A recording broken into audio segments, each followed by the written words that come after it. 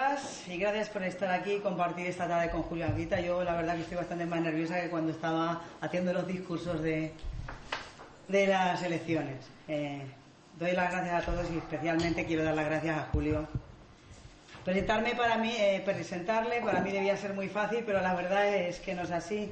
Pocas veces se sienta a tu lado una persona con la integridad tanto política como personal de Julio Anguita, y es algo que le permite analizar la realidad que vivimos con total independencia y sin rendir tributo a nadie. Hacer una breve reseña biográfica yo creo que es absolutamente innecesario para prácticamente todos los que estamos aquí, pero es algo obligado, así que voy a recordar, por supuesto, que Julio ha sido alcalde de Córdoba, ha sido secretario general del Partido Comunista de España, coordinador general de Izquierda Unida, parlamentario andaluz y portavoz en el Congreso de los Diputados, entre otras cosas. Pero especialmente lo que todos creo que destacamos y lo que todos conocemos de él es su coherencia y su honestidad política y personal. Para nosotros es un privilegio contar con su presencia, por lo que nos aporta de su visión de las cosas, de su visión del mundo, de la sociedad, y lo es, ante todo, porque lo que nos hace falta a la gente corriente es reflexionar para influir activamente en el día a día de nuestro entorno, de nuestro pueblo y de nuestra sociedad. Una sociedad a la que muchos de nosotros no nos gusta cómo funciona, no nos gusta cómo está organizada, porque no sirve ni a nuestras necesidades ni a nuestros intereses. Una sociedad que tenemos que transformar, y para ello es preciso un análisis valiente, hecho también con honradez intelectual y asumiendo, como no, nuestras propias responsabilidades, aunque no nos gusten. En la actualidad sufrimos políticas económicas y sociales con las que el gobierno del Partido Socialista ha encarado esta crisis. Las medidas adoptadas se han alineado claramente en defensa de los intereses de los que detentan el poder económico, una política de defensa del neoliberalismo que no es ni más ni menos que la versión actual del capitalismo. Y en esta defensa se ha optado porque sean los trabajadores los que paguen las consecuencias de algo que no han contribuido a crear, con medidas como recortes salariales, retroceso en conquistas sociales y limitación de la democracia. Hoy está aquí Julio para aportarnos una visión clara y crítica de esta realidad. En estas últimas semanas, cientos de ciudadanos han tomado las calles reclamando reformas democráticas y un sistema económico más justo. Construir una democracia más justa, una democracia más inclusiva, es tarea de todos y va a requerir un esfuerzo sostenido a largo plazo y una toma de conciencia por parte de todos. Yo espero hoy que Julio contribuya a aclararnos las ideas y que cada cual luego adopte el compromiso que considere necesario. Yo desde luego no voy a meter más rollo porque es completamente innecesario y creo que estamos aquí para escuchar a Julio y es sin duda a lo que venimos. Buenas noches.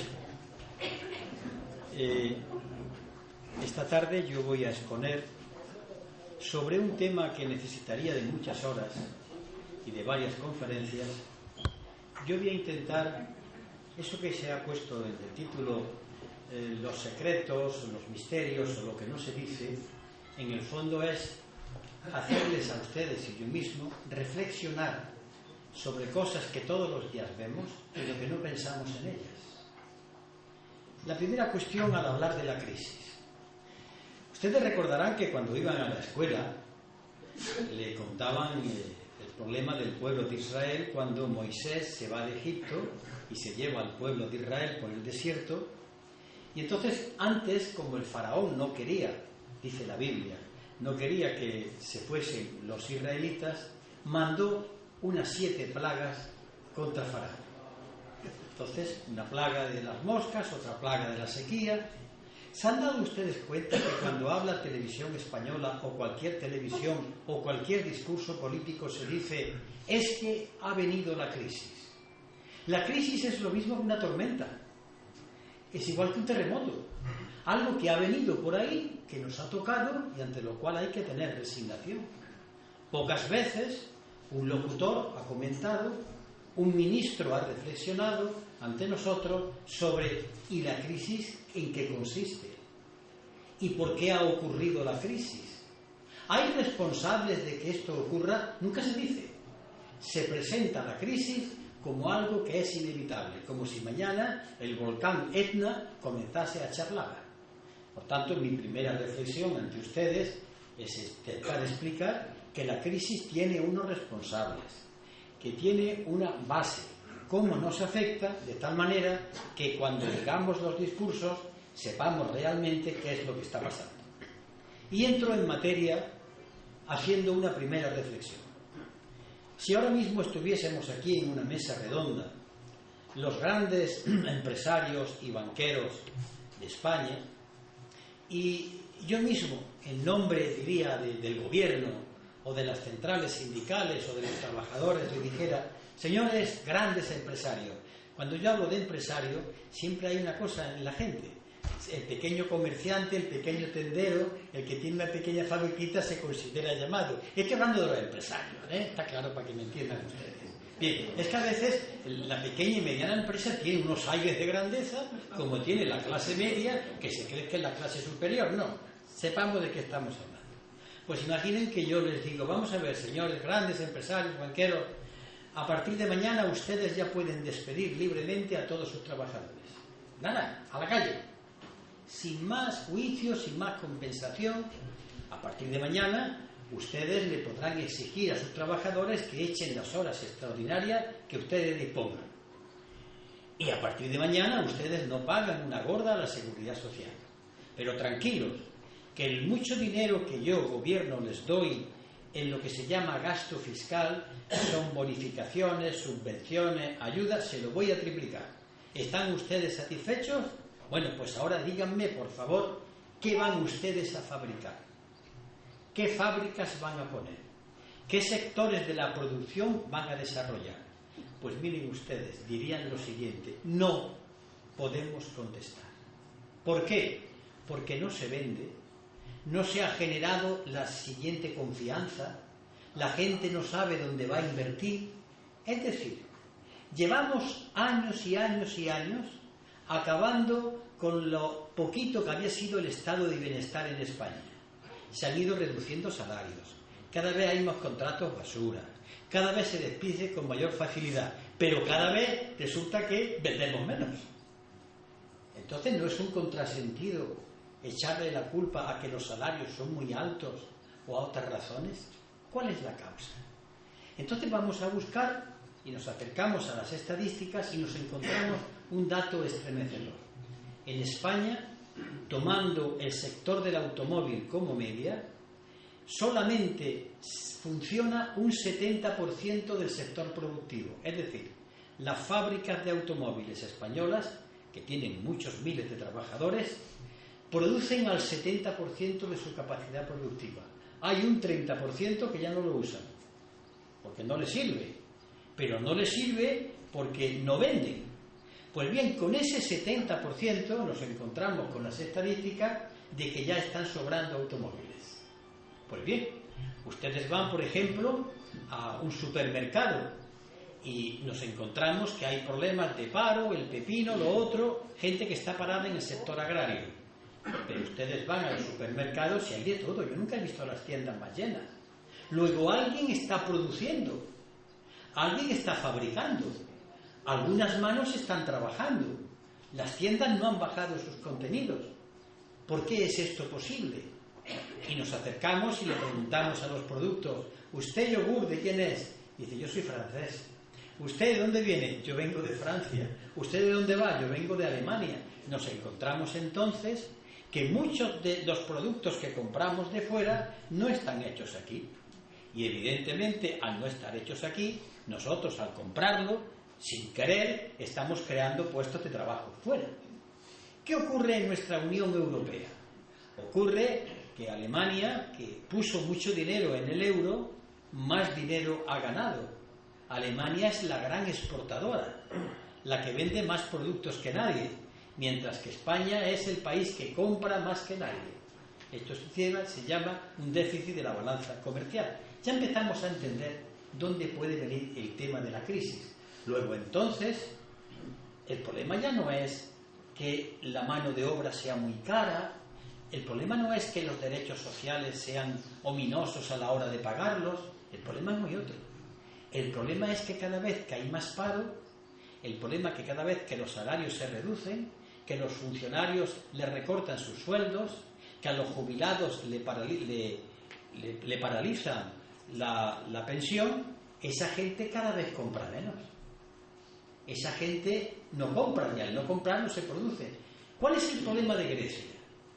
A Grecia, en estos momentos, la van a socorrer por segunda vez. ¿Pero qué es el socorro de Grecia? Ojo, vamos a ver eso que se llama rescate, en qué consiste. Ustedes, por ejemplo, le deben a Ciento y la Madre, le deben a todo el mundo, hasta deben de callarse, lo deben todo.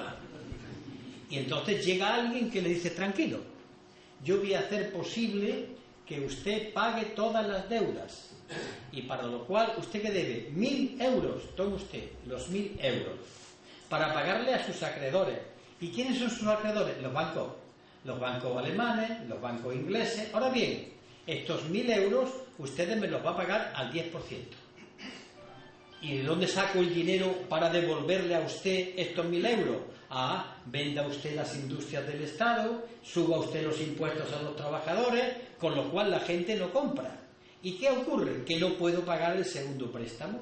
Entonces dicen, tranquilo, yo voy otra vez al segundo rescate, le voy a prestar otra vez 1.000 euros, pero esta vez al 15%, para que ustedes me paguen la deuda que generó la deuda y la deuda. ¿Y con qué los pago? Pues vendiendo más industrias del Estado, aumentando a los trabajadores y haciendo más recortes a los funcionarios, hasta que ya termina por ahorcarse. Caso de Grecia, caso de Irlanda, caso de Portugal, y les anuncio que el próximo, digan los ministros lo que digan, va a ser España. Por una razón fundamental, porque estamos entrampados hasta los ojos, pero la trampa no es una trampa del Estado. España debe ahora mismo, 2,5 billones de euros. He dicho 2,5 billones de euros. Pero no crean ustedes que los debe el gobierno. El gobierno no llega ni siquiera a 1 billón de euros. El restante dinero, hasta 2,5 billones, lo deben. Son las deudas de las familias y las deudas de las empresas. Cada vez hay más pisos que se entregan porque no se pueden pagar. Las familias ya se encuentran con préstamos bastante difíciles de devolver y las empresas están hasta aquí. Por tanto, esa inmensa trampa tendrá que pagarse ¿de dónde?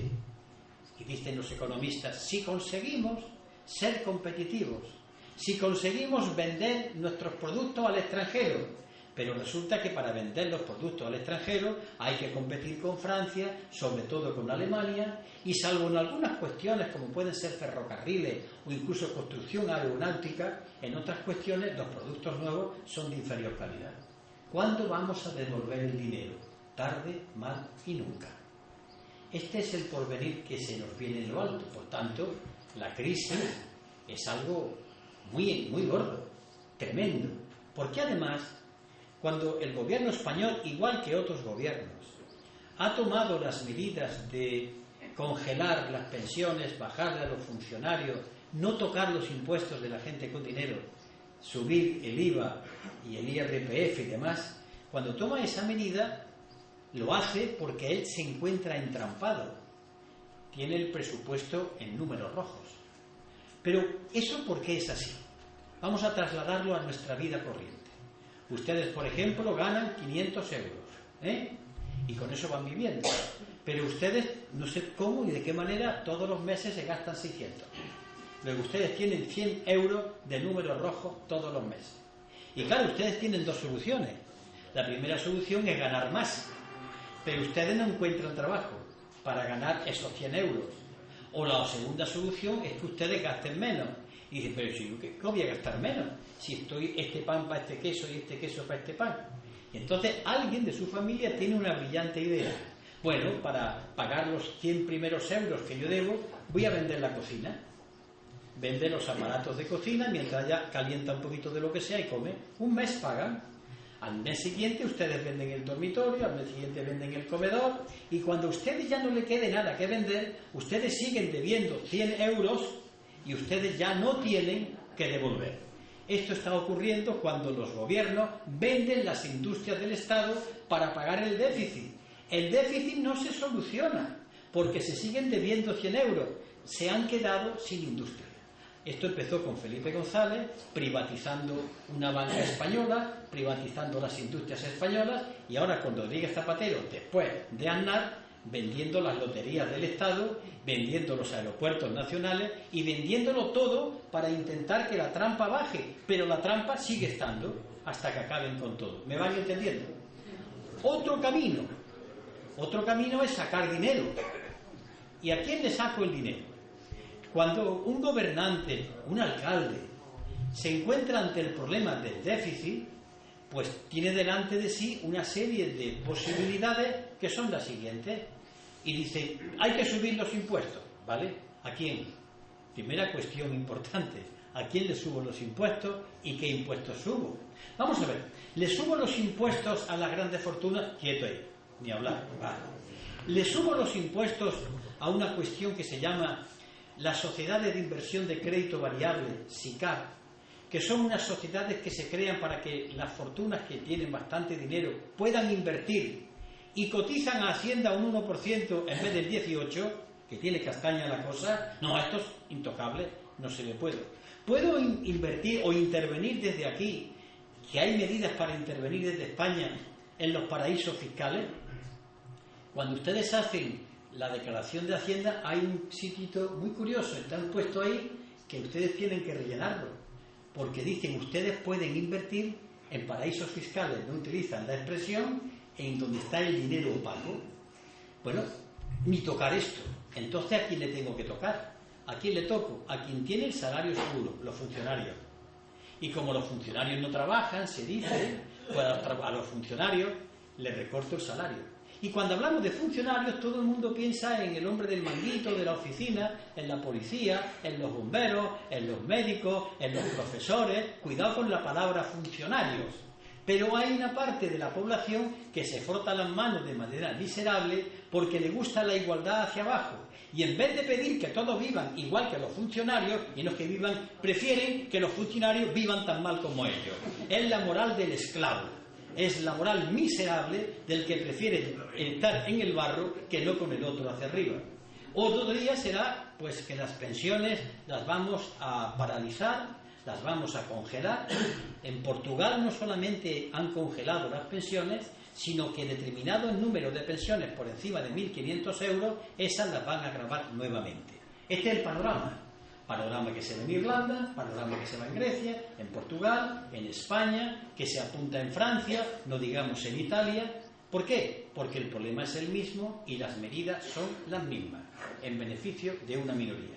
Vamos entendiendo ya de qué va. Todo esto tiene un lenguaje que a la gente le gusta porque dice verdades obvias. Hombre, hay que ahorrar. ¿Quién no está de acuerdo en ahorrar? Hay que ser austeros. Hay que ser austeros. Hay que esperar que los años malos, pues tenemos todos que portarnos bien, y quien no se tiene que portar bien. Pero nadie dice, oye, ¿y por qué no empezamos por el señor Botín?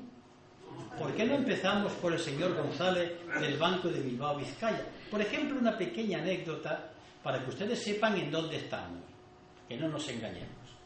Hará de esto año y medio, esto que voy a contar está en un libro del catedrático de Estructura de Economía Aplicada, Juan Torres López, de la Universidad de Sevilla, en donde cuenta que hace un año y medio, cuando el señor Botín, presidente del Banco Santander, tiene que justificar dónde han ido a parar una serie de dinero que no le ha pagado a la Hacienda, el inspector de Hacienda y el abogado del Estado comienzan a hurgar y se encuentran con unas listas justificativas de por qué no paga, porque habla de unos préstamos que se le ha dado a personas, hasta que comprueba que esas personas llevan fallecidas años.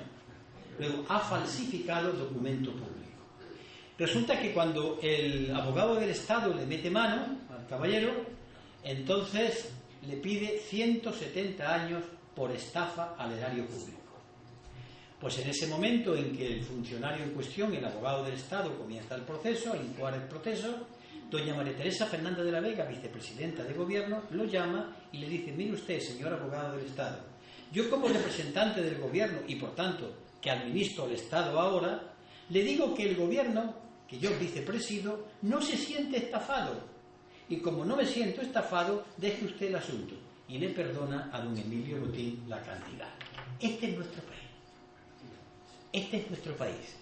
No solamente en este caso, sino en otros muchos más que están publicados y que no se sabe. ¿Saben ustedes por qué? Esto es dramático. Porque ellos saben perfectamente que en nuestro país no se lee. Si ustedes vieran los libros que hay por ahí y que nadie ha secuestrado, contando los robos, latrocinios que se hacen en el país y que la gente pasa como si aquí no hubiera ocurrido nada. Pero bueno, vamos, ya he puesto un poco el panorama para situarnos donde estamos. ¿Y por qué se originan las crisis? Cuando yo estudiaba Historia de la Economía en la Universidad de Barcelona, el catedrático de la asignatura, que era del Opus Dei, don Valentín Vázquez de Prada, a pesar de ser el nombre del Opus Dei, nos decía: señores, sepan ustedes que el capitalismo tiene siempre crisis. Es un sistema económico, un hombre conservador decía: el capitalismo tiene crisis. Y decía: siempre sales de ellas. Pero voy a explicar un poco el truco. Efectivamente, desde que el sistema capitalista existe, de manera periódica, hay una crisis, otra crisis, otra crisis. El inventor de todo esto, el que puso en marcha los ciclos que se llaman de la economía, era un economista llamado Schumpeter, el cual, por cierto, era un hombre conservador, pero en los últimos días de su vida escribió una pequeña obrita en donde dice: fíjense en esto, el capitalismo va a morir de éxito. Vayan ustedes pensando qué significa eso de morir de éxito. El caso es que este señor pone en marcha la teoría de los ciclos, y hay ciclos que tienen nombres de economistas, un ruso Kondratiev, otro que se llama Juglar, pero es verdad, en la economía ha habido el siguiente ciclo. Por ejemplo, estamos en el momento de crecimiento, la economía llega a lo más alto y de pronto comienza a bajar, es un periodo de depresión, un periodo de recesión, que es cuando está más abajo, y vuelve otra vez a subir. Bueno, está bien, si nos ha pillado en un momento de baja, ya subirá. Lo que nadie ha reparado es lo siguiente, que cuando se pasa del momento de mayor depresión a subir, se han quedado en la cuneta millones de parados y millones de pequeñas y medianas empresas cerradas. Siempre. Eso no se cuenta. Que siempre hay muertos en esta historia. Que siempre hay gente que cuando la economía sube ha dejado de tener trabajo. Pero atención a esto. Cuando la economía sube, ¿quiere decir que no hay paro? ¿Qué quiere decir cuando la economía sube? Que evidentemente hay un conjunto de personas que ganan dinero. ¿Todas? Evidentemente no. Las que se han quedado atrás, esas no tienen dinero. Entonces, ¿qué ocurre en los telediarios? Que cuando nos dicen que la economía va a crecer las ganancias de determinadas personas. Pero de ahí no se infiere que creen puestos de trabajo. Sin embargo, eso se lo venden a la gente y la gente se lo cree. Y hay que crecer para crear puestos de trabajo. Muy bien. ¿Por qué no se han ido creciendo los puestos de trabajo en los años de este crecimiento del ladrillo y un largo etcétera? ¿Y qué puestos de trabajo eran los que se estaban creando? ¿Qué clase de infraestructura? Pues bien, las crisis. Vamos a hablar rápidamente de las más importantes. En el año 1929, tiene una crisis tremenda. Yo no he visto tanta gente que se mata. La banca se hunde, es el crack de Nueva York, y hay una crisis tremenda. Hay un economista llamado Keynes que se acerca a la administración americana y él le propone una solución que es muy fácil. Venía a decir lo siguiente: señores empresarios y gobierno, señores empresarios, déjenle ustedes al gobierno la gran economía y ustedes se dedican a la pequeña economía. ¿Qué quería decir esto? El gobierno a partir de ahora va a subir los impuestos a la gente con dinero. Sepan ustedes que Keynes llegó a poner los impuestos de la clase pudiente de Estados Unidos al 95% de sus ingresos. No les gustó, pero Keynes le dio una explicación. ¿Ustedes quieren morir o quieren pasar por el mal trago para que puedan ustedes existir? Es igual que al enfermo. El enfermo dice: ¿quieres curarte? Vale, pero cuidado, tienes que tomar la dieta. Cuidado, tienes que tener una vida rigurosa. Tienes que ceder para poder vivir. Y el capital americano, a regañadientes, aceptó. Con este dinero que el gobierno cogió, puso en marcha obras infraestructuras, ferrocarriles, puentes, pantanos. ¿Y qué hizo eso? Que la gente ganase dinero. Y la gente, al ganar dinero, ¿qué hizo? Automáticamente comprar cosas. Y al comprar cosas, la economía fue funcionando. ¿Cuál es el invento de Keynes? Pues es muy fácil. A partir de entonces comienza a aparecer en Europa lo que se llamó el estado de bienestar, que consiste en que la gente tiene un servicio sanitario, el nuestro como el nuestro, tiene una escuela gratuita como la nuestra, tiene un transporte público, y esto duró y funcionó. Mal que bien, son los años dorados de los años 45, 50, 55, 60, cuando los españoles se van a Alemania, cómo crece la industria alemana, cómo se desarrolla la economía. Pero aparece de pronto un fenómeno extraño. Comienza la economía a deprimirse a partir de los años 70, en la crisis del petróleo, y entonces no hay ningún Keynes. ¿Quiénes están en el escenario internacional? Una tal señora Thatcher y un tal Ronald Reagan. Y en vez de hacer la política que Keynes, que era un economista conservador de derecha, pero con sentido común, en vez de hacer una política de ese tipo, hace toda la contraria. Le sube los impuestos a los pobres, le traslada las rentas a los que tienen más dinero, le liberaliza los capitales, y a partir de ahí se reducen las condiciones de vida de los trabajadores. Rompe las huelgas y los sindicatos en Gran Bretaña, la señora Thatcher, y comienza un periodo de ir para atrás, para atrás, para atrás. Pero cuando termina el periodo, se dan cuenta, y aquí tengo los datos, después puedo explicarlo si me preguntan en concreto eso, que hay más paro, que la economía ha crecido, pero no tanto como se esperaban, y que el problema parece que no se resuelve. Ante esa situación, se pone en marcha otro proceso. Es el proceso que ustedes han oído la palabra, la globalización. La globalización, todo el mundo cree, y lleva razón, que consiste en que la economía ya ha ido por todo el planeta Tierra, que los pepinos de España se llevan a Alemania o van a Rusia o van a China, y que los tomates igual, y que los automóviles, es decir, el mundo se ha hecho más pequeño. Pero ese mundo que se ha hecho más pequeño, la globalización mete en esta dinámica a los países capitalistas, a los países precapitalistas que todavía no han ido creciendo, y a los países no capitalistas, China. A todos los mete en el mismo sistema y los ponen a producir. Y los pone a producir de tal manera que espera que al producir, podemos tener gente que pueda comprar. Pero observan que estallan una serie de crisis que no le encuentran solución. Hasta que alguien repara, pero un momento, nos estamos encontrando que los productos que vienen de China o que vienen de India son más baratos que estos. Y la culpa se le suele echar a los chinos, que pueden tenerla.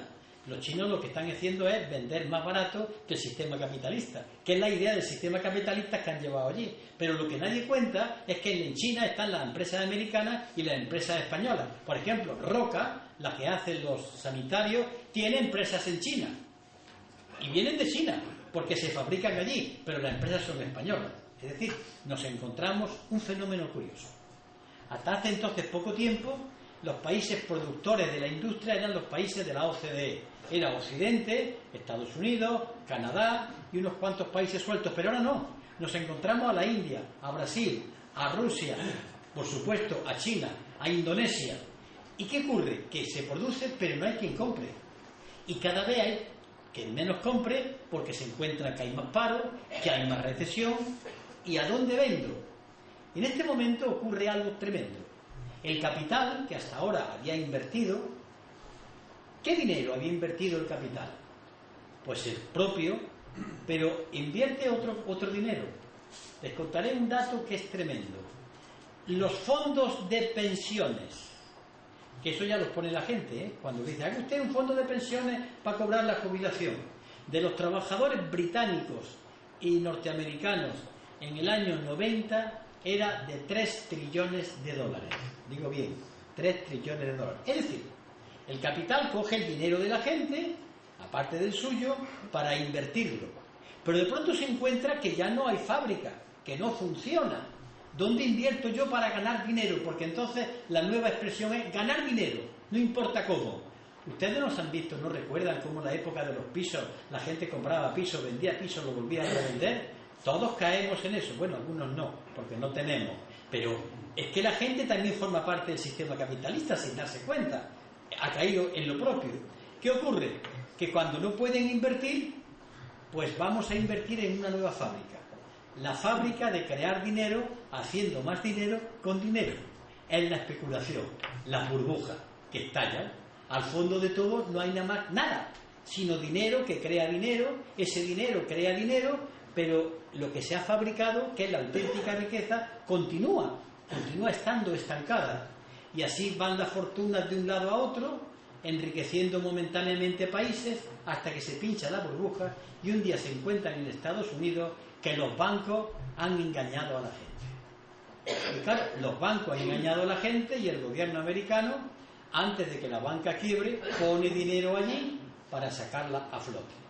En Europa no va a pasar a eso, hasta que se encuentran que los bancos europeos también se han metido en el negocio y los gobiernos europeos ponen dinero para que su banca no quiebre. Y en España, decía el presidente del gobierno que en España esto no era posible, que el sistema bancario era más seguro. Pues bien, ¿saben ustedes lo que ha pasado en Cajasur? Lo que ha pasado con las cajas, simplemente que las cajas le prestaron al ladrillo y llegó un momento que el índice de morosidad, los del ladrillo no le podían pagar a las cajas y las cajas se quedaron enganchadas. El índice de morosidad de Cajasur, con todos los que dirigían entonces Cajasur y determinados contratistas de entonces, llegó a un 8% de morosidad. Se encuentran que no pueden cobrar. ¿Por qué? Porque la gente no puede pagar. ¿Qué es lo que pasa ahora mismo? Que se encuentran con impagados porque ha habido un momento en que la gente compró a crédito.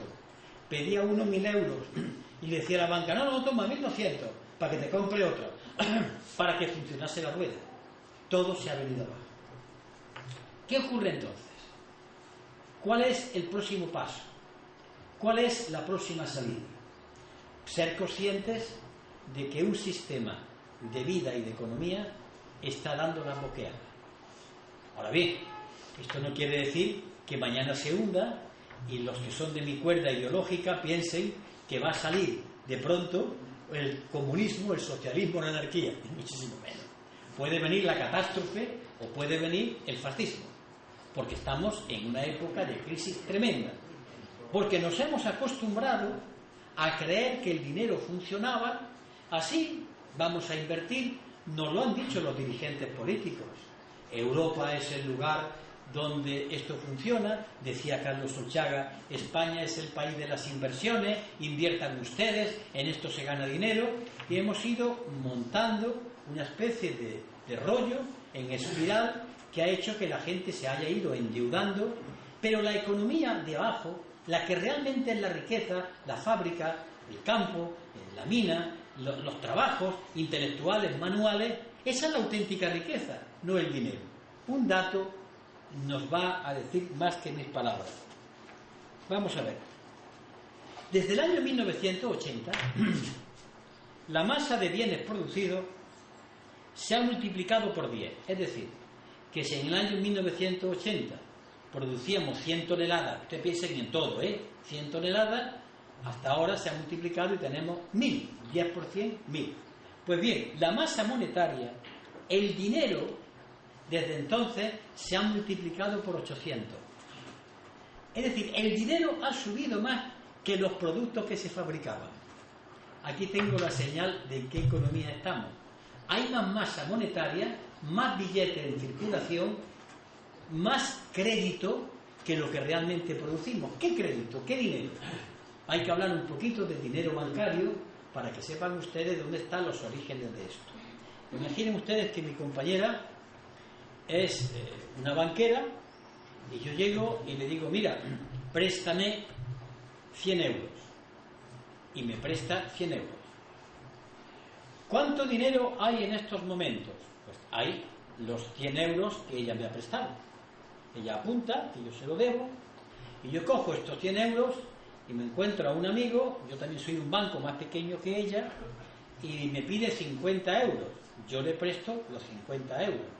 Ustedes me dirán, bueno, pues aquí están los 100 euros. No. Porque yo con mis 100 euros puedo endeudarme. y puedo tirar de talonario, pero este de los 50 también. Luego hay 150 euros. ¿Dónde están? En el papel, pero hay 150 euros. Yo con el préstamo puedo comprar, y ella también. Pero esta otra también le presta a otro 25 euros.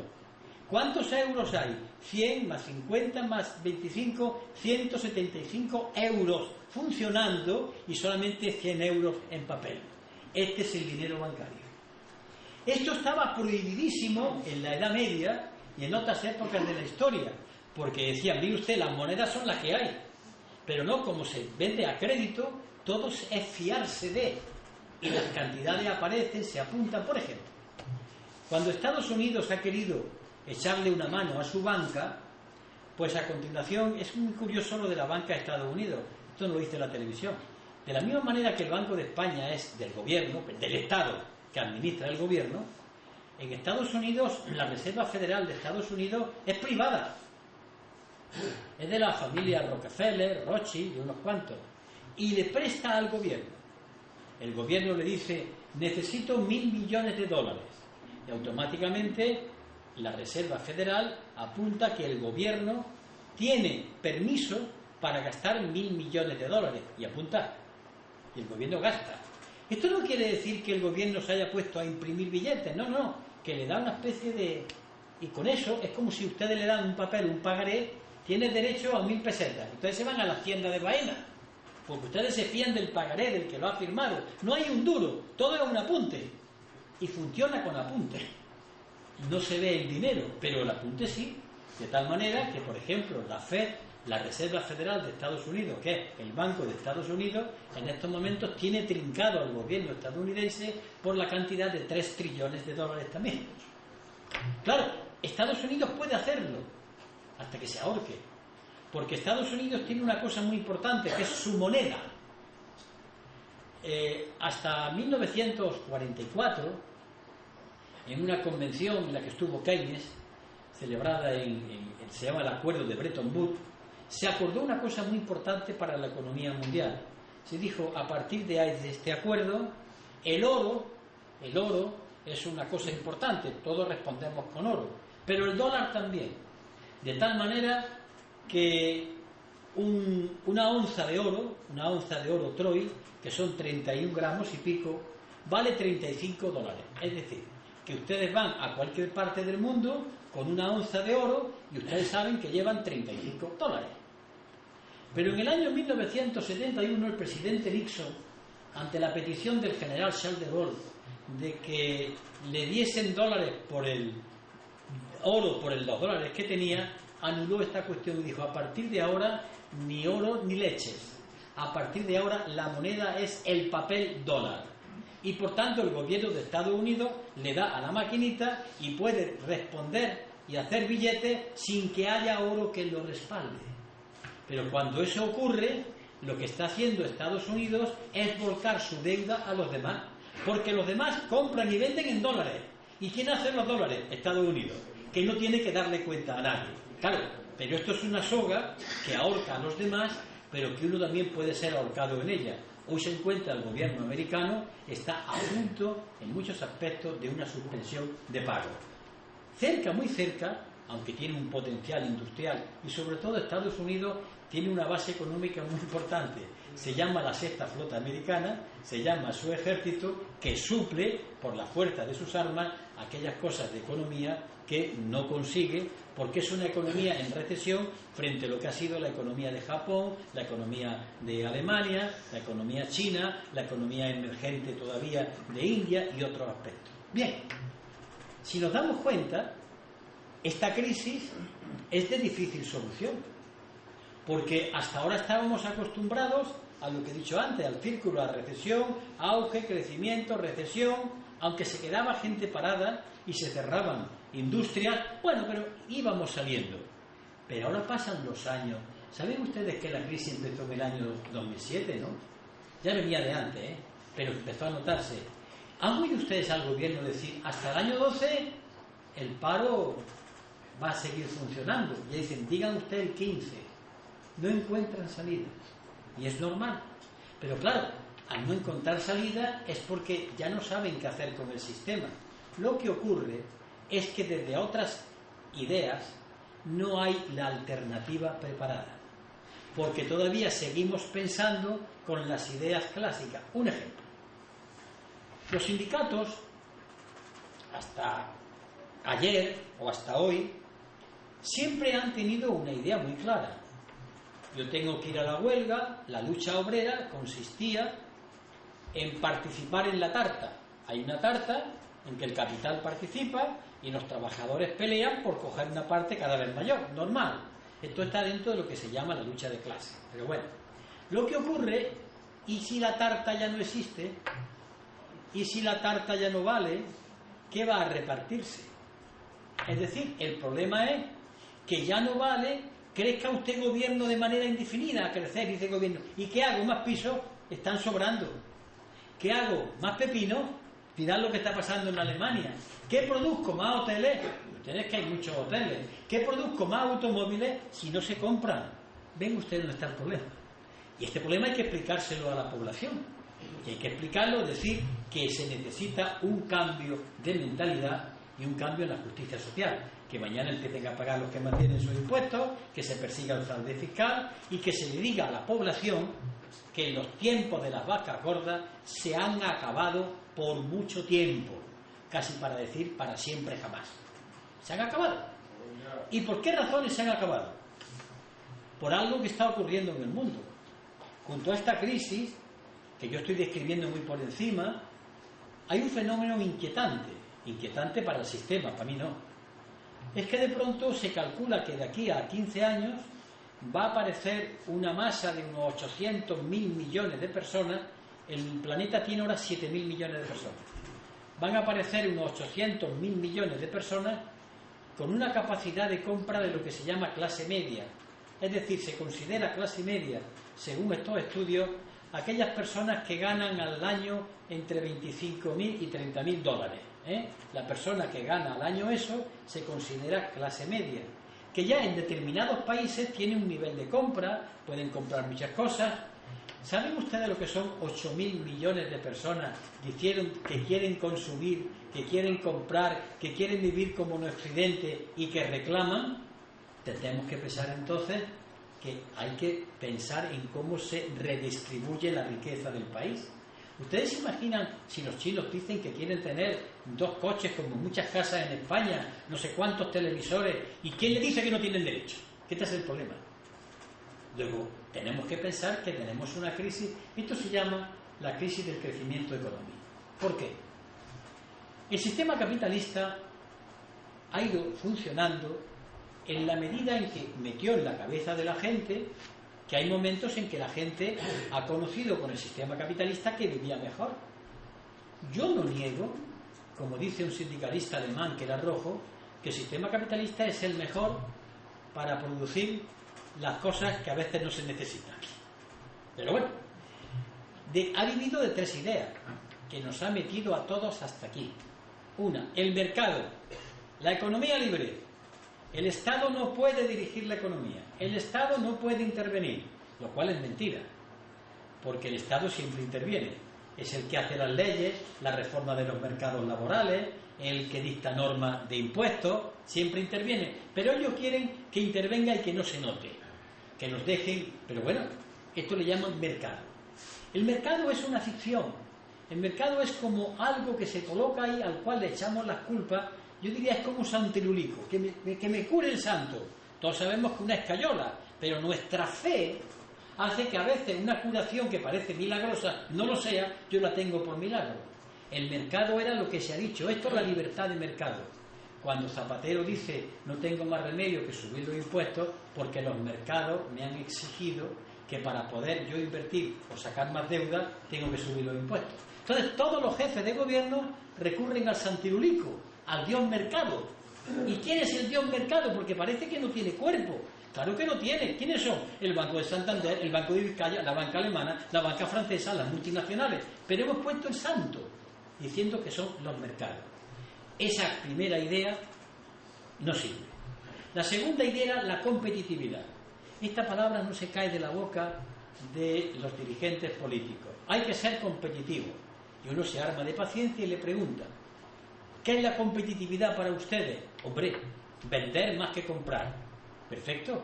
Usted, país, el que sea, tiene que vender más que comprar para tener su cuenta corriente, su saldo, claro.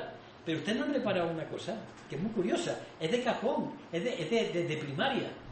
Si todos ustedes y los que están ahí somos todos países del mundo, y yo le digo, todos ustedes tienen que ser competitivos, ¿me quieren aclarar a quién puñeta le vendemos? Porque alguien tendrá que comprar.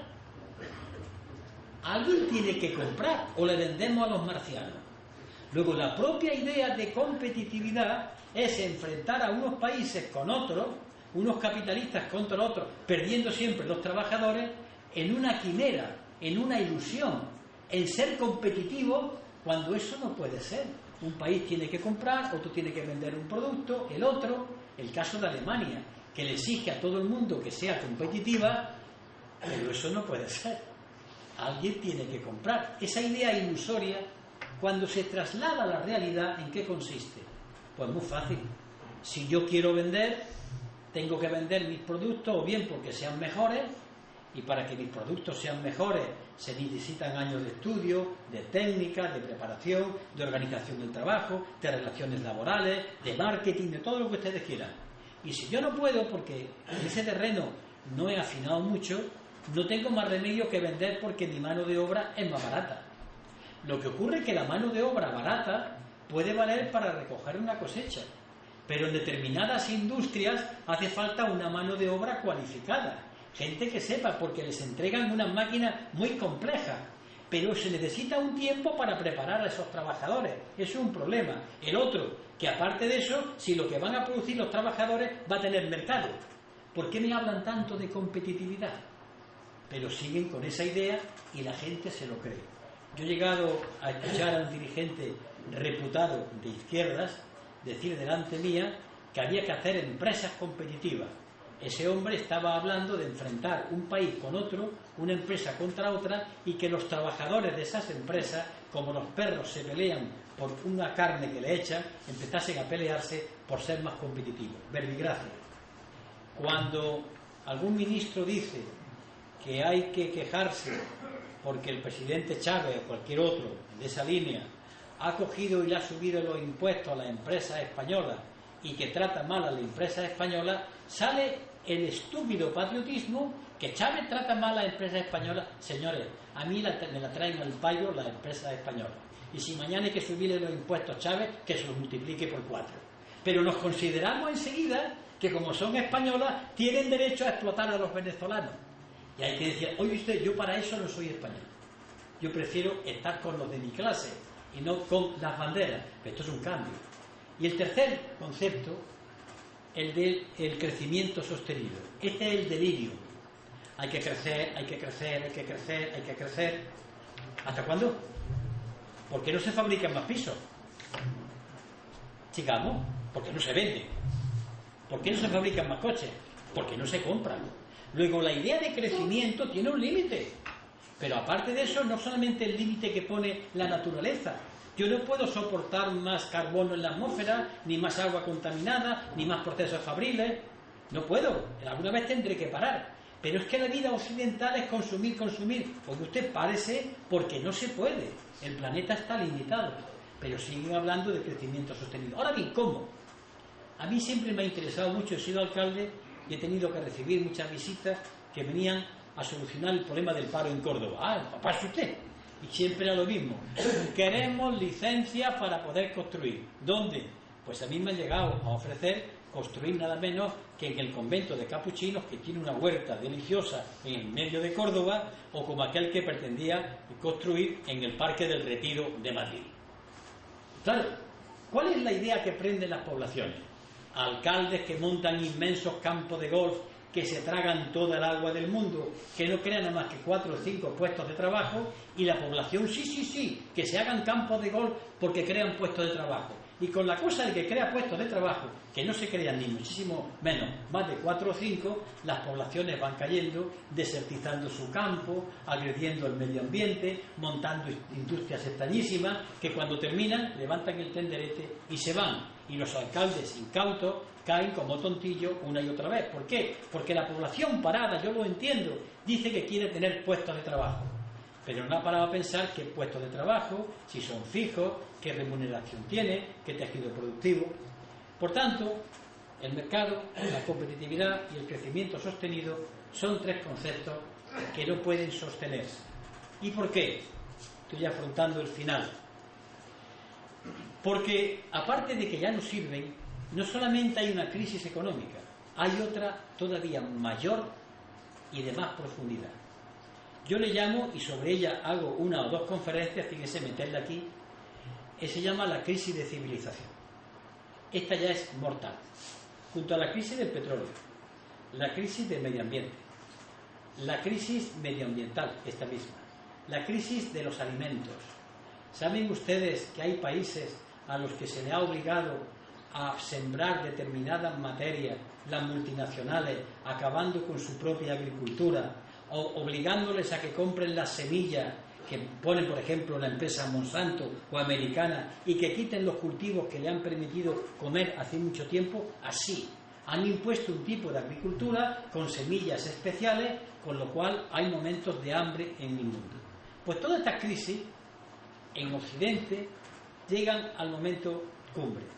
Carlos Marx, y tengo aquí la expresión y no la voy a leer, en el Manifiesto Comunista, él, como hombre del siglo XIX, cree que la civilización occidental era la mejor que había. Llama bárbaras a las naciones que él llama atrasadas. Sin embargo, ¿en qué se basa la civilización occidental? La civilización occidental es entendido como Europa, Norteamérica, Canadá, algunos países que descuellan, lo que ha sido siempre el capitalismo, ¿no? ¿Cuáles son las características? Tiene dos. ¿En qué se ha basado el capitalismo? En dos pilares. Primero, la industria. El capitalismo industrial comienza a existir en el siglo XVIII en Gran Bretaña con la máquina de vapor, después aparece la electricidad, comienza después la robótica, la fibra de vidrio, es decir, la empresa, el sector que da origen al nacimiento del proletariado. Es decir, Occidente, es decir, fábrica, es desarrollo capitalista. Pero otro pilar era el siguiente: en Occidente surge la democracia representativa, es decir, los parlamentos, los conceptos de los derechos humanos, la democracia, que la gente vota, elige sus gobernantes. Eso es un concepto de Occidente. Y durante un tiempo ha ido con las dos banderas: el desarrollo industrial, el sistema democrático, con muchas comillas, pero democrático representativo. A veces han chocado, pero ha llegado un momento en que el primero, con su crisis, se está comiendo al otro. Cuando Rodríguez Zapatero dice yo tengo que obedecer a los mercados, Rodríguez Zapatero olvida que a quien tiene que obedecer es a los que lo han votado. Pero se pierde. Y entonces las decisiones ya no se toman por los gobiernos. Las decisiones las toman formalmente unos ministros que se reúnen en Europa, pero por lo alto están las cuentas de los bancos. Esto es lo que hay que hacer. Y entonces la soberanía popular que los ha elegido se encuentra traicionada. Pero es más, los parlamentos que elegimos para que legislen ya se callan, ya no legislan sobre economía, ya no intervienen, eso lo dejan ya para Bruselas. ¿Y en qué queda la política? En meterse uno con otro 4 años o cada 4 años para sacar el acta. Pero ya la política no interviene en la economía. ¿Por qué? Porque la política no puede acercarse a la economía. Y aquí me quiero parar. Ese es el mayor disparate, yo diría, el mayor crimen que se dice y nadie quiere atajar. La política significa las decisiones que toman los colectivos. Que funcione la cosa muy mal, de acuerdo, pero la política es las decisiones de los seres humanos. Un banquero no puede decidir frente a los intereses de la mayoría. ¿Quién decide por nosotros? Bien o mal, a las personas que hemos elegido. En el momento que las personas que elegimos obedezcan a quien nadie ha elegido, en ese momento la democracia ha muerto, y está muerta. Hagan ustedes conmigo, o después en su casa, un ejercicio. Cójanse la Constitución española. No van a leer nada más que 2 títulos. el título preliminar y el título séptimo. Léanlo despacito. Los españoles tienen derecho a... ¿Se van ustedes a morir de risa o de llanto? No sirve para nada. Cuando dice el artículo 47 que todo español tiene derecho a vivienda, pues yo ahora hago una propuesta que estoy haciendo por ahí. Miren ustedes, cuando se demuestre que a alguien que está hasta aquí, que le van a quitar la vivienda el banco, y se demuestre que no puede pagar la hipoteca porque no puede, y se demuestre que no tiene más vivienda que esa porque no tiene otra residencia, el banco pierde la hipoteca, porque el artículo 47 dice que todo español tiene derecho a la vivienda. ¿Pero qué estoy diciendo? Un conflicto. Por primera vez, en toda su crudeza, el conflicto siempre ha existido, pero por primera vez la legalidad, las leyes, los derechos humanos chocan frontalmente contra el mercado. Son incompatibles, no pueden mantenerse, no pueden sostenerse. Esta es la crisis de una civilización. Cuando sus dos pilares chocan y uno se traga al otro, esa civilización está muriendo. ¿Tienen ustedes ideas claras? O miren ustedes más. Hace años un señor que fue muy conocido, el presidente del Bundesbank, Hans-Tim Meyer, lo dijo con una claridad tremenda. Dice, los políticos deben saber que tienen que obedecer las órdenes de los mercados. La de los bancos, bueno, pues muy bien. Dice Juan español que está en la plaza y se rasca la cabeza, pues que se presenten los bancos a las elecciones. No. Lo que ocurre es que las elecciones se presentan no para mandar, sino para ser capataces. En España el amo es Botín, el capataz es Rodríguez Zapatero. Y si gana Mariano Rajoy, será el nuevo capataz. El problema de estos capataces es que en su discurso le hacen creer a la gente que cambiando de partido gobernante y no cambiando el modelo van a conseguir más cosas. Es el truco de los prestidigitadores, de los ilusionistas. Y si no, díganme. Vamos a la realidad española. Año que gobierna don Felipe González. ¿Quién empezó a privatizar y a vender las industrias del Estado? El señor González Márquez. ¿Quién hizo las primeras reformas del mercado laboral? El señor González Márquez. ¿Quién continuó la faena? El señor Aznar López. ¿Quién la ha continuado después? El señor Rodríguez Zapatero. Y por tanto, los españoles a la hora de votar la derecha, la izquierda, caen, y perdónenme cariñosamente, caen a veces como tontillos. Porque igual que los niños cuando van a ver los cristovitas, ¿saben lo que es los cristovitas que se dicen en Córdoba? Está el bueno y el malo. Y los niños, el malo le pega al bueno, los cristovitas son fulanito, menganito, la derecha, la izquierda, son iguales. Pero el pueblo español vuelve a caer en el tema de los cristovitas. Tranquilo, lleva cayendo hace siglos. Creo que tampoco ustedes se sientan especialmente afectados. Claro, por eso no se explica nunca lo que hay detrás, por qué existe esto, por qué ocurren estas cosas. Y por ejemplo, cuando el señor Rodríguez Zapatero dice, no, hay que hacer sacrificios para que no nos rescaten. ¿Qué está diciendo? Saben ustedes que a Grecia la han rescatado, ¿no? Han rescatado a Irlanda y a Portugal. Y entonces Rodríguez Zapatero tiene una auténtica preocupación porque no tenga que llevar la banca internacional y decirle, queda rescatado. Que es lo mismo que decir, date preso. Queda rescatado porque, ¿por qué? Porque es una pérdida de prestigio internacional.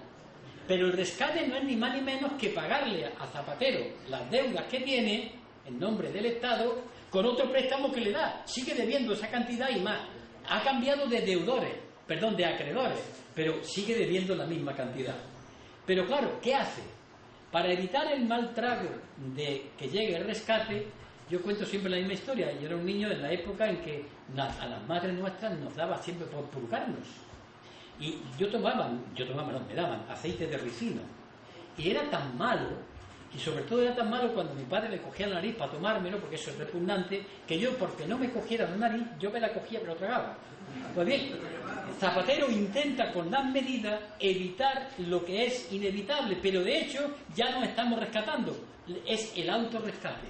Nos estamos poniendo una serie de medidas antes de que nos las pongan los demás, pero al final es lo mismo. Bien, ante esto, ¿qué hay que hacer?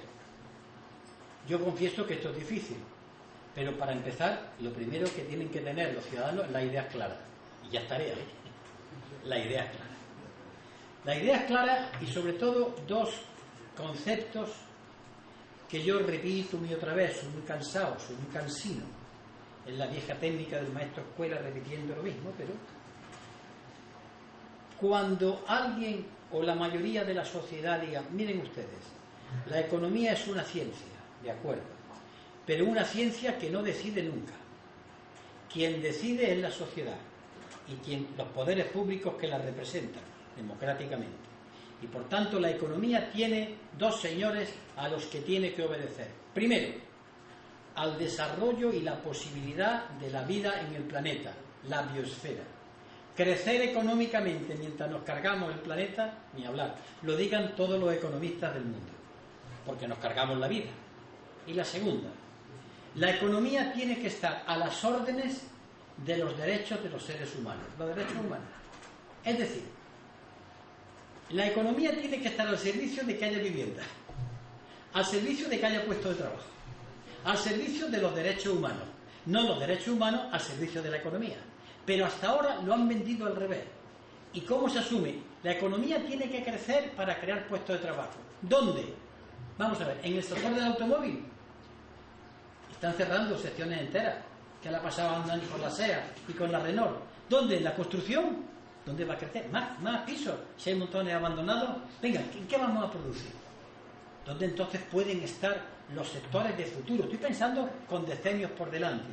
Y hay tres líneas de puestos de trabajo, hablando del reparto de la hora de trabajo y otras cosas que me vienen al cuento. Primer eje, lo que podríamos llamar sanidad y bienestar social. Médicos, ATS, practicantes, cuidadores sociales, asistentes sociales, esos son puestos de trabajo necesarios para que los mayores, los chicos vivan mejor. Ese es un puesto de futuro, que nunca se agota. Dos, lo que podríamos llamar educación, que no es solamente los institutos, la escuela y la universidad, sino la cultura. Hacen falta mucha gente para eso. Y tres, el medio ambiente, desde quitar hierbas en los campos para que no haya incendios, desde rescatar acuíferos, desde la repoblación forestal, desde crear filtros verdes, de ir regenerando la basura que se tira y reciclando. Todo eso es una inmensa cantidad de puestos de trabajo de futuro. Y evidentemente el sector primario, la agricultura, la industria, pero ya la industria no puede absorber esa mano de obra y con otros parámetros de tiempo de trabajo.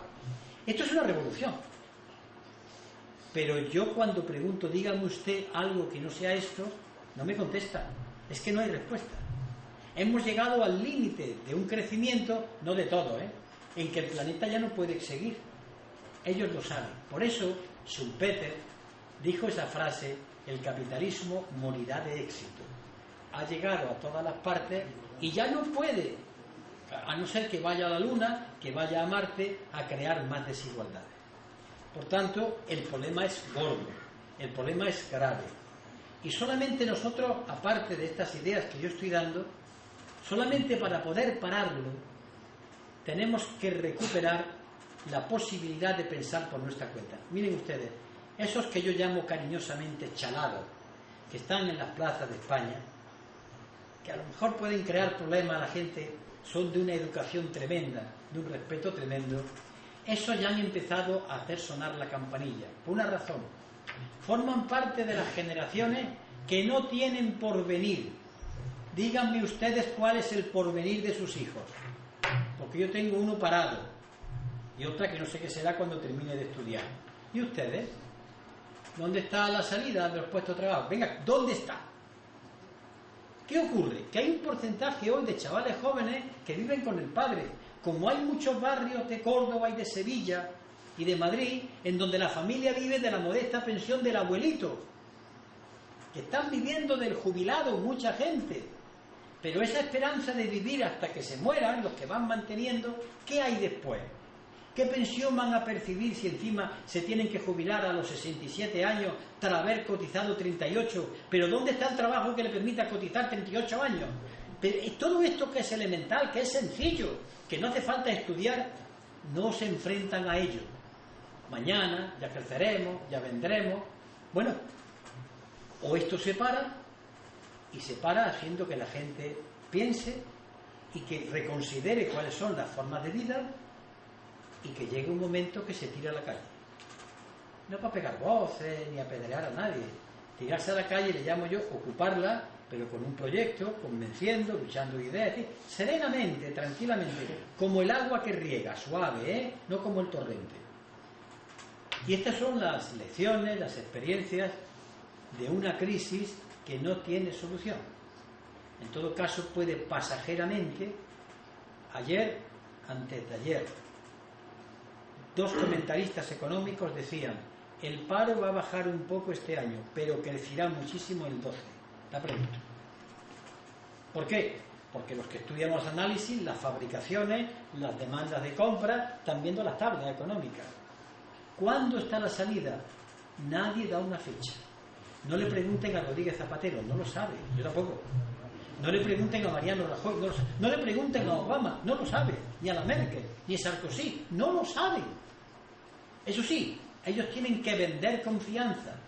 Es como lo que yo cuento muchas veces, la pianista del Salón del Oeste, que para que no se oigan los disparos tocaba el piano mientras estaban matando los pistoleros. Lo mismo, hacen lo que la pianista en el oeste americano, porque los tiros realmente existen. Bueno, y ahora que he terminado, vamos a abrir, si se va a abrir. Bien, ahora os ruego varias cosas. La primera es que, si os parece, yo cada 3 preguntas voy a contestar. Pero yo ruego que las preguntas sean concretas. Permitidme que haga una broma. El conferenciante soy yo, no me deis conferencia. Y yo contesto. Eso, una. Y que sean claras, y si yo sé contesto, si no. Y otra, cuando termine mi exposición, yo os agradecería que no me vengáis en masa a saludar, porque acabo agotado. Dejadme tranquilito y yo lo agradezco. Empezamos.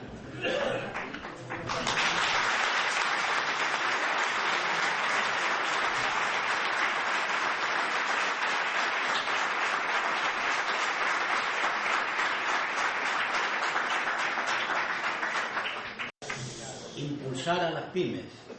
Indudablemente eso suena bien. Suena muy bien lo de las pymes. Pero vamos a entrar en materia. ¿Qué necesitan las pymes? Menos impuestos, ¿no? Imagino, menos impuestos, mayor crédito, y sobre todo las pymes necesitarán que haya un gobierno, unos poderes públicos que les digan: estas son las líneas por donde vosotros podéis exportar. ¿Es cierto? No sé si alguna cosa más. Pues empecemos primero. Crédito. Que las pymes no sueñen. No van a tener crédito. Porque para que haya crédito hace falta que la banca sea nacionalizada. No vaya usted a pedir un préstamo al Banco Santander. Entre otras razones, porque no se lo va a dar. Porque no confía el Banco de Santander, ni cualquier banco, en que se regenere la economía. Por tanto, primera cuestión, la tiene usted clara. Sin embargo, ese banco que a usted no le presta dinero, sí que ha hecho una cosa. Ese banco, el Banco Central Europeo, le ha prestado dinero a ese banco al 1%. Y ese banco, en vez de coger el dinero del 1% y prestárselo a usted al 3%, ha comprado deuda pública del Estado español que ha invertido para darle dinero a ellos, con lo cual han pirateado. Tenían que estar en la cárcel, pero ahí están. O sea, que usted ni las pymes ya está viendo que no hay solución con este sistema, no la tiene. Segunda cuestión. Usted plantea que se le den unas líneas de producción, eso es lo que yo quiero saber. Yo he empezado con mi ejemplo. ¿Saben ustedes, pymes, no sé si es usted, las pymes en general, cuál es el horizonte que tienen en la producción? Vamos a ver, carpintería, fabricación de cosas domésticas, ¿dónde están? Porque eso es lo que es una pyme. Y también sé el dato, que están en el 95% de los puestos de trabajo, lo sé. Pero quiero decir yo, ¿a ustedes quién les dice? ¿Hay alguien que les diga, tenéis garantizada la salida? Eso, no la tienen, claro. ¿Qué le dicen a usted? Espérense ustedes que haya confianza. De pronto llegue aquí algo, bien. Y la tercera cuestión, he hablado del crédito, he hablado de esto, y otra cosa. ¿A ustedes necesitan que el Estado le ayude subvencionando? ¿Necesitan subvenciones? Bien, supongo que las subvenciones serán para que ustedes pongan en marcha proyectos. Bien, esos proyectos tienen que constatarse con el mercado. Y el mercado está de una competencia tremenda, ¿verdad? Bueno, pues, ustedes mismos.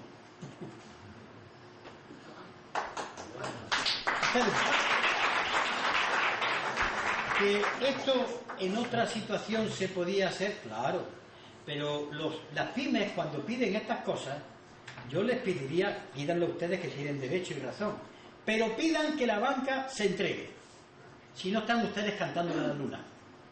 Pidan que los gobiernos intervengan, si no ustedes lo que hacen es quejarse. Pidan que, y digan, ¿y qué van a poner ustedes? ¿Cuáles son las condiciones laborales con sus trabajadores? Todo esto, evidentemente. Hablen ustedes de esto que se llama ahora la productividad. La productividad, que es, como usted sabe, la capacidad de producir por unidad de tiempo más productos, no depende solamente de que el trabajador trabaje más, de las relaciones laborales, de la maquinaria, de las cuestiones técnicas, muy bien. De la calidad laboral. Efectivamente, justamente, eso sabe mejor que yo. Bueno, pues yo estoy dispuesto, si yo fuese gobierno, vamos a discutir. Pero usted me tenía que pedir, oiga usted, coja usted a la banca y diga que me preste. Y vamos a ver ahora dónde están los mercados. Y a lo mejor hay que decirle al pueblo español, yo sé que esto para los europeístas de salón me van a excomulgar. Señores, compren productos españoles, en esta ocasión. Ahora dirán, no, esto es intervencionismo, esto es que nos tenemos que defender ante lo que hay. Y entonces yo le pido a las pymes que si firman eso, vamos para adelante y las relaciones laborales con su gente. Ahora bien, ¿de dónde saca el dinero? Dos cosas. Vamos a hablar de el salario de una persona. Le voy a contestar a usted, pero tengo que sentar las bases. Toda persona, todo trabajador que trabaja, porque hay algunos que no trabajan porque están en paro, recibe 3 salarios. Lo que pasa es que se cree que recibe solo uno. El del sobre, eso se llama salario directo. Después hay otro salario que recibe y que no lo tiene como tal, el indirecto. El instituto de sus niños, el hospital, las medicinas, la cultura, el centro cívico del ayuntamiento, yo qué sé. Todo aquello que le sirve para que su vida sea mejor. Pero recibe otro salario, además, son 3. El salario diferido, la pensión. ¿Cuál es el sueño imposible? Que un trabajador cobre una magnífica paga, tremenda, que además tenga una enseñanza de calidad buenísima, una salud extraordinaria, una cultura extraordinaria, que no pague impuestos. Esto es imposible. Entonces vamos al grano. ¿Por qué no pensamos que el salario directo puede en su momento ser menos cuando usted le garantice la perfección, los libros, la educación, la asistencia? Claro, ese es el debate que tengo que decir que las centrales sindicales le da horror a entrar en él. Y lo he dicho porque cuando pusimos en marcha una iniciativa legislativa popular para repartir el tiempo de trabajo, yo no puedo decirle a un empresario, tiene usted 7 trabajadores, ponga usted 20 más. Y dice, ¿cómo? Claro, lleva razón. Entonces hay que hablar también con el empresario de esta situación de lo que es el salario. ¿Por qué? Porque sí hay. Con estas condiciones sí hay. Hay gente. Basta con que tenga un salario, sepa que no tiene que gastar ni un duro en todas estas cuestiones, que tiene su cultura asegurada. Es un cambio de sociedad. Y si en todo caso, para empezar, ¿dónde sacamos el dinero? Pues se lo voy a decir. Banco de Santander, a pagar. No sé qué, hay que sacarlo donde está. Banco de Bilbao Vizcaya, a pagar. Sociedades de inversión de capital variable, a pagar. Fraude fiscal, a pagar. Paraísos fiscales, a pagar. Y esto no fue en la Rusia soviética, fue en Estados Unidos, cuando Keynes grabó con un 95% a los capitales. Y era un capitalista inteligente que quería salvar el sistema, pero sabía, hay que sacrificarlo. Pero actualmente son una utopía. Actualmente es peor, una quimera. Una quimera. Y lo otro, bueno, pues estoy de acuerdo con la intervención del compañero, de peor. Me ha preguntado el compañero que si la solución a esto estaría, y me ha dado una expresión, socialismo real. Nunca unas palabras son solución, salvo que le hacen una serie de razonamientos. El problema, se llaman países del socialismo real a los antiguos países del sistema soviético, de la órbita de Oriente, ¿vale? Países que se autodefinieron como del socialismo real. Es una aclaración para los demás. Imaginemos que esa es la solución, pero el problema es cómo llegamos ahí, porque claro, es como cuando algunos compañeros míos dicen la solución la tiene el comunismo, y la gente, vale, macho, muy bien, bueno, ¿qué? ¿Cómo llegamos? Es que ese es el problema. Entonces, las grandes ideas no son formulaciones como bendiciones que basta con decirlas para que resuelvan los problemas. Tenemos entre nosotros muchas veces maneras de pensar propias de la religión. Comunismo, ya está, la palabra mágica, como la palabra de Dios. No, son expresiones. ¿Cuál es el problema, por ejemplo, que tuvo Cuba después del 31 de diciembre de 1958? O la Unión Soviética después del triunfo de la revolución. Las revoluciones nos encantan porque siempre nosotros las vemos en el cuadro de la inmortalidad. Triunfan los rojos, triunfan las revoluciones. Sí, y al día siguiente, ¿de qué se come? Y al día siguiente, ¿qué pasa? Y al día siguiente, que ya no hay tiro y las poblaciones dicen que quieren vivir, ¿qué desarrollo económico hay? ¿Qué disciplina ciudadana? ¿Qué participación? Es que eso hay que hacerlo, porque si no, no hay revolución. Y eso es lo difícil. Por eso, cuando yo he dicho antes una idea, que ante lo que está pasando decimos el socialismo real, vamos a empezar a construirlo ya. Que nadie sueñe que se hunde el capitalismo y sale como la Venus de Donatello, sale la sociedad nueva. No. ¿Por qué no empezamos a construirlo? ¿Cómo? La siguiente manera. ¿Por qué no empezamos a construir cooperativas? Vamos a intentar. Cooperativas de nuevo cuño. ¿Por qué no empezamos desde cooperativas de vivienda, cooperativas de consumo? ¿Por qué no empezamos a vivir de otra manera? Dentro del sistema vamos a ir creciendo el otro para que lo vaya desalojando. Pero decir, cuando venga el socialismo, y no me refiero a usted en este caso, cuando llegue el comunismo, pero mientras vivir como capitalista, es un poco extraño. Claro, esto implica la concienciación. Esto implica, y voy a ser muy claro, por ejemplo, cuando le plantean a mucha gente, hágase usted un fondo de pensiones, os voy a hacer una advertencia de los fondos de pensiones. En muchos casos es el timo de la estampita. A los profesores de California se han quedado sin fondo de pensiones. Y en Holanda, porque es que le piden a usted que invierta para tener otra paga o una jubilación. La condición es que ustedes paguen todos los meses si tienen empleo fijo. Bueno, pero sin embargo, ¿por qué no luchan ustedes para que yo cuando me jubile ustedes tengan una pensión para vivir? ¿No? Eso es crear la nueva sociedad.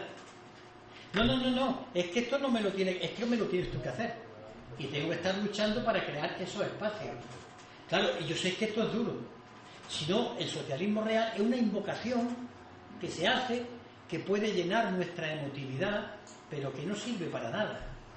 El que haya estudiado un poco lo de la Revolución Soviética se da cuenta las contradicciones, los problemas que al día siguiente tuvo que vivir la Unión Soviética para empezar a desarrollar una economía que estaba atrasada, porque eso de la revolución, lo más hermoso para mí es eso.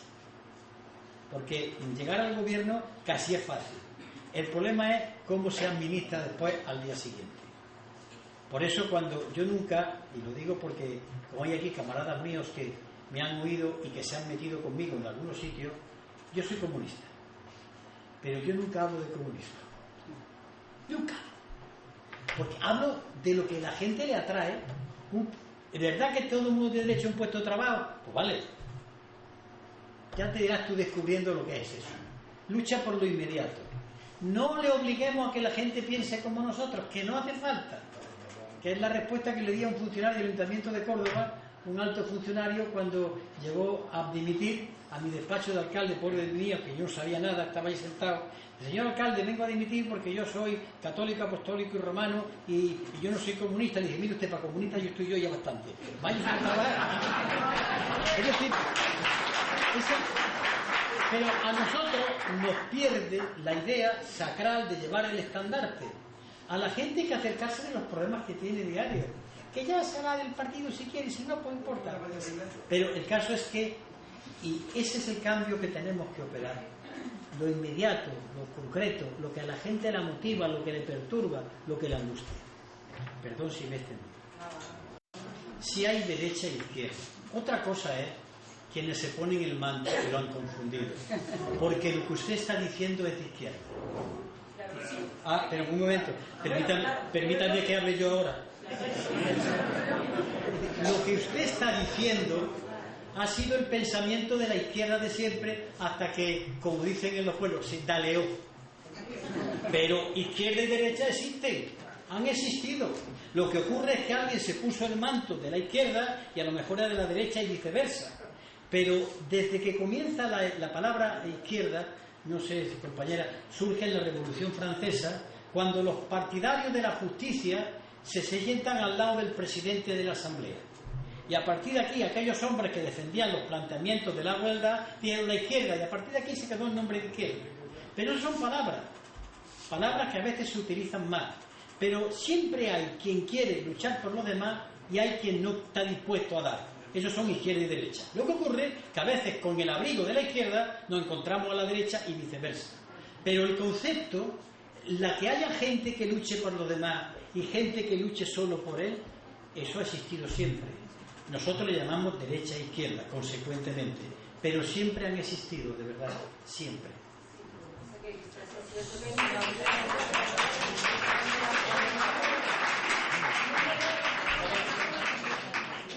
Hacer una pregunta, Julio, sobre también una cosa que yo creo que repercute mucho en la crisis, es la corrupción que hay en los partidos políticos. Creemos que estamos viendo todos los días los medios de comunicación, un poco en todos los sitios, todavía salen políticos corruptos, y eso también creo que influye mucho. ¿Podría opinar? La corrupción es la segunda naturaleza de los españoles. La primera es ser humano, animales unos y racionales otros, pero la segunda es, porque es un problema que me encanta. Yo soy durísimo con los corrompidos de la política y con los empresarios corruptos también, y con los banqueros corruptos también, y con los que maltrabajan y engañan en su trabajo, y con los que no pagan un puñetero impuesto y viven de los demás. Este ha sido un país de ladrones. Y sé lo que estoy diciendo. Pero bien querido y bien visto por la población, que es lo que me preocupa. Este es el país que eleva y vota a los sinvergüenzas. Y el votante que vuelve a votar a un ladrón, ¿no es también un corrupto?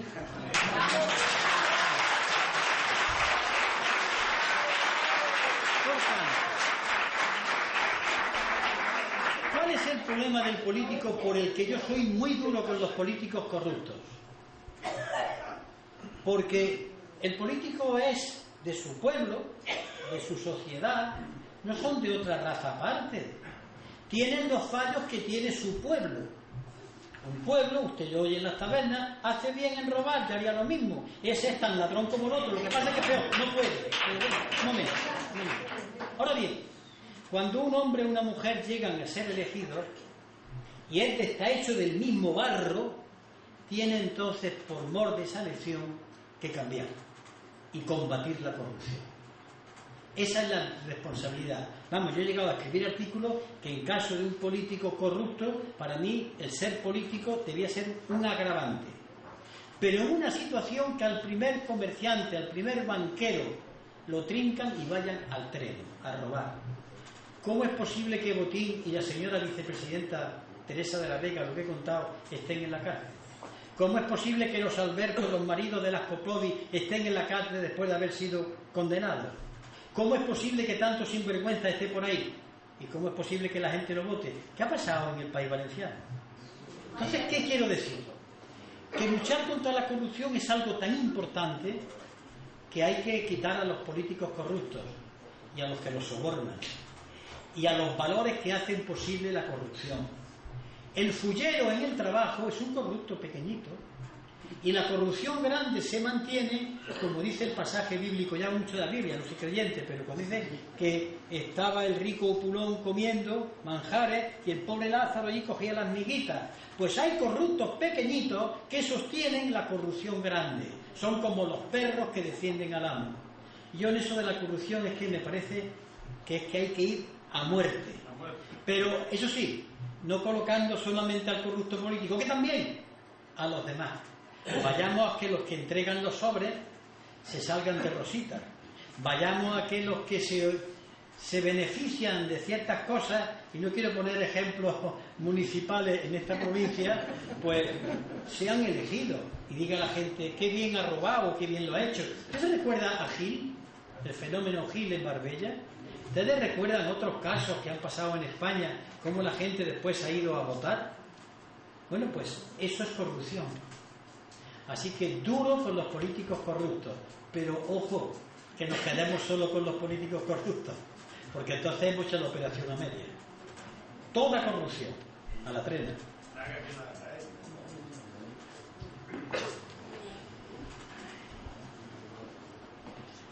¿Más preguntas? Pues, si no hay más preguntas... Sí. Una reflexión sobre los chavales que están agafados. ¿Los quién? Por la gente que está acampada en Madrid y todas las capitales de España. Una pequeña reflexión tuya. No, yo he escrito una cosa que ha salido en internet, un artículo que me lo han tergiversado. Voy a denunciar públicamente a una señora que escribe, llamada Rosa Montero, que en todo caso falsifica las cosas. El artículo se llama Son los nuestros, pero yo no digo no porque me pertenezca, sino porque yo soy de ellos. Pues esta señora de conocida tradición pro-PSOE y anticomunista visceral, y que dice que sabe juntar letras, pues al tergiversarme, yo digo que son los míos, porque yo estoy de acuerdo con sus planteamientos, aunque tengo que decir que sus formas de organizarse tienen que aprender mucho, pero son gente joven que de pronto ha dicho lo que mucha gente mayor no ha dicho, y lo han dicho claro, y que tienen un tramo largo por recorrer, y que hay que trabajar con ellos, respetando su independencia, ayudando, explicando cosas que a lo mejor no saben, recibiendo también de ellos lecciones que... Yo tengo una entrevista dentro de poco y yo he visto una cosa muy curiosa, lo que están pidiendo. Y ahora me dirijo a los compañeros y compañeras de Izquierda Unida. Muchas de las peticiones que los chicos estos, y mayores que hay, que están haciendo en las plazas, el otro día se lo enseñé a mi mujer el documento y se quedó de piedra. En el año 1998 le ofrezco yo, en nombre de Izquierda Unida, a Joaquín Almunia y a Borrell, le ofrezco un acuerdo en torno a 11 puntos que se desglosaban en puntos. Todos estaban ahí ya, en el año 98. Tengo el documento. ¿Qué ha ocurrido? Pues voy a ser crítico con nosotros mismos. Aquello se aprobó, llegaron a la sede de Izquierda Unida y los guardaron en la estantería, donde están perfectamente cuidando polvo. O sea, que esto que estos chicos han descubierto no es para ponernos las medallas. Quiero decir que son ideas tan claras, tan cercanas, que son evidentes. Cuando ellos dicen que hay que acabar con la impunidad parlamentaria, no con la inmunidad, ya se escribió, que hay que cambiar con la ley electoral, que cuando hay que decir que hay un código ético del cargo público, si ya se escribió. Y le digo a mis compañeros de Izquierda Unida que si me lo recordáis, yo os puedo mandar ese documento, si no lo tenéis, aquí creo que no lo tenéis, es la intervención parlamentaria, que no la hice yo, que yo lo hacía en nombre del grupo, y se le ofrece, y está ahí. Vienen todas, y cuando lo leáis, dice, ¿pero esto qué es?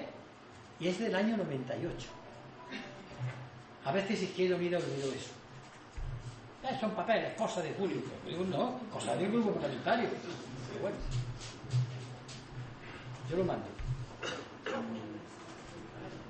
Julio, un año más tarde diste un discurso, una conferencia en el año 99 en Cáceres, junto al desaparecido ya Saramago, y apuntaba el tema sobre el tema antisistema.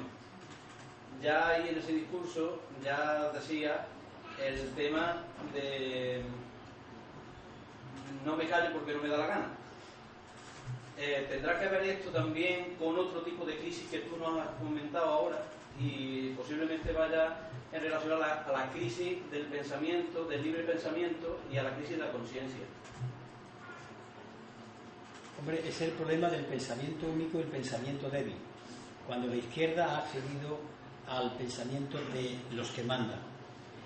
Pero es que quiero hacer aquí un comentario. Claro, es que eso aquí ya no cabe más cosas. Es que, perdona, han pasado ya casi 12 años y hay que decirlo, parece que tan solamente han pasado 12 días, porque es que tenemos el mismo panorama que había hace 12 años, lo tenemos ahora mismo.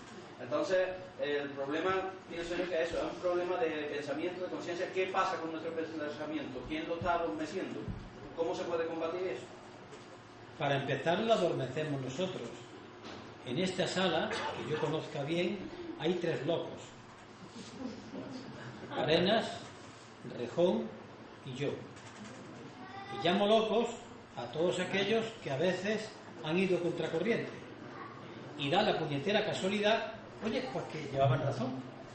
Pero no porque fuésemos más inteligentes que nadie, sino porque leíamos que estábamos con los ojos.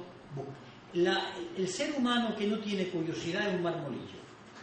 Nadie que se siente en un sitio y diga, ¿y esto por qué es? ¿Y esto por qué no es? Es una cosa, no es una persona. Pues en política hay muchas cosas que comen y hablan. Todas nuestras posiciones, nuestras propuestas eran por observar lo que pasaba, haber leído algo y sobre todo haberlas rumiado, revinado, que dicen en el campo, revinar las cosas. Y por eso los discursos o las propuestas, cuando son correctas, son clásicos, como la clase, es eterno, siempre ocurre. La de cantidad de bofetadas que yo en concreto y los demás en otros debates nos hemos llevado con el tema europeo, todavía me escuecen. Pues clavada, Maastricht, Niza, Ámsterdam. Pero ¿qué ocurría? Que aquello no le gustaba a la clase política instalada, y a través de sus periódicos, el periódico El País y los demás periódicos, empezaron a cargar contra aquellos locos que se atrevían a cuestionarlo, ¿no? Y la gente a veces cayó en decir que estábamos locos. Pues no estábamos locos. Locos son los que se quieren engañar, y es así. Pero bueno, esto ha pasado siempre, ¿eh? Esto es tan antiguo como la humanidad, no es nuevo. Lo lamentable es que uno consume su vida, consume energías, crea problemas en su entorno por estas cosas que nos dedicamos, y se consigue tan poco. En todo caso, algunas veces la satisfacción de decir, bueno, por lo menos nos han dado la razón, pero eso es muy poco para el desgaste energético que hemos tenido, ¿no? Y por eso hablo de esos dos, ¿no?, que saben de lo que estoy hablando.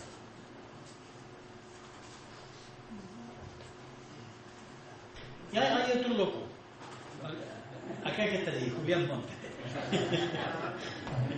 No digo que los demás de izquierda no lo sean, estoy hablando de mis locos más conocidos, con los que estaba. Acá que está aquí otro más. Y aquí está todo.